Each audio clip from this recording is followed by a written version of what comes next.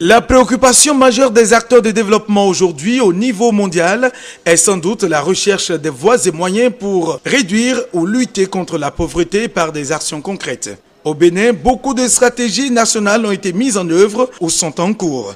Le Centre de développement économique local, CEDEL, s'inscrivant dans cette dynamique, mène donc des actions d'envergure au niveau du développement économique local dans certaines communes du Bénin depuis plusieurs années en direction des élèves et étudiants, des jeunes diplômés sans emploi, des jeunes artisans diplômés, des micros et petites entreprises d'artisans et des collectivités locales. La directrice exécutive du CEDEL a fait un bilan très satisfaisant des activités menées par cette structure en 2011. Elle a expliqué que le CEDEL a fait parler de lui dans les localités de Cotonou, d'Abomey-Calavi, d'Avrancourt, de Dogbo, de Porto-Novo et des Agégué.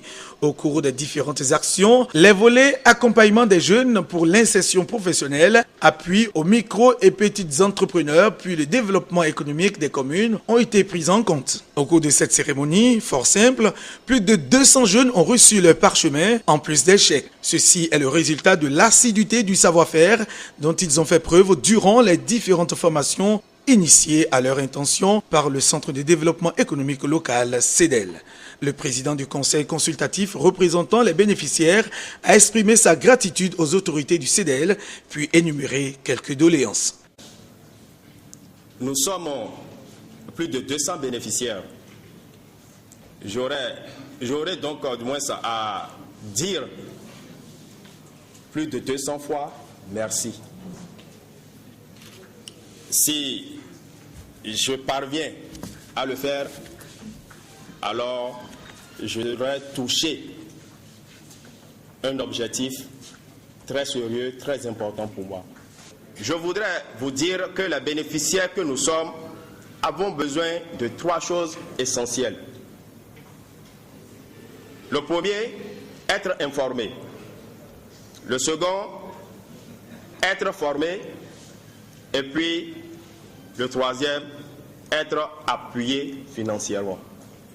C'est justement les résultats édifiants de ces actions qui justifient la cérémonie de remise d'attestation à ces bénéficiaires qui ont su profiter des occasions à eux offertes par cette institution afin d'améliorer leurs conditions de vie et de travail. Ceux-ci sont donc assez outillés pour mieux se prendre en charge.